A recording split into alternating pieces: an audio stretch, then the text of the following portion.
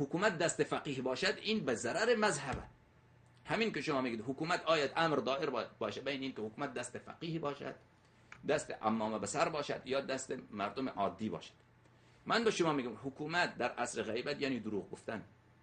حکومت در عصر غیبت یعنی مال مردم خوردن. حکومت در عصر غیبت یعنی مخالفت را ترور کردن. برو از آقای خامنه‌ای بپرس، تمام این کارا رو بلد انجام میده، خوب صحیح انجام میده. حکومت در عصر غیبت یعنی مخالفت را شکنجه کردن و از او اعتراف گرفتن. حکومت ها اینه. خب این پدر سوختگی ها را دروغ بگه، خیانت بکنه، بله